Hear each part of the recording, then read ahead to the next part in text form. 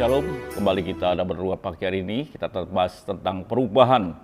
Perubahan terjadi karena Tuhan rindu kita segambar serupa dengan anaknya.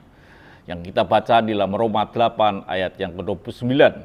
Saudaraku yang kasih Tuhan, setiap kali kita meresponi, memiliki kerinduan, Tuhan pun juga meresponi kita lebih daripada kerinduan kita.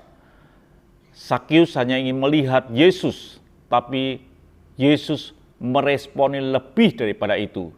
Dikatakan dalam Lukas 19 ayat yang ke-5 dikatakan, ketika Yesus sampai ke tempat itu, yaitu tempat di mana Sakius memanjat pohon ara, ia melihat ke atas dan berkata, Sakius, segeralah turun sebab hari ini aku harus menumpang di rumahmu.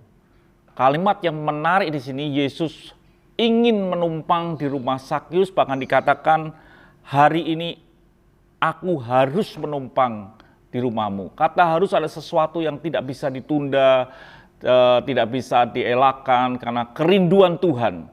Jadi saudaraku yang Tuhan, ketika kita rindu akan Tuhan di dalam hidup ini, Tuhan akan meresponi lebih daripada itu. Karena disitulah yang disebut tentang kasih Tuhan.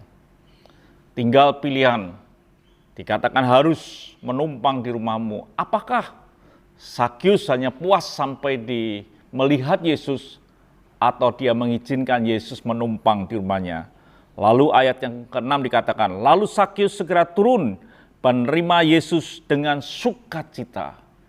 Ini yang membuat perubahan mulai terjadi dalam Sakius ketika dia mengizinkan Yesus masuk atau tinggal bermalam di rumahnya. Jadi saudara Tuhan, kita tidak berhenti sampai dalam kerinduan. Tapi lebih daripada itu, kita mau menerima yang kita rindukan masuk di dalam hidup kita.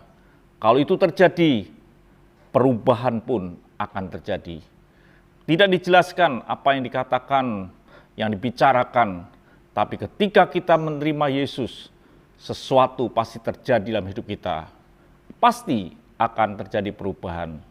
Tuhan memberkati. Mari kita berdoa.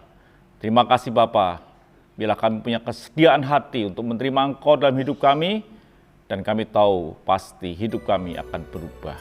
Haleluya. Amin.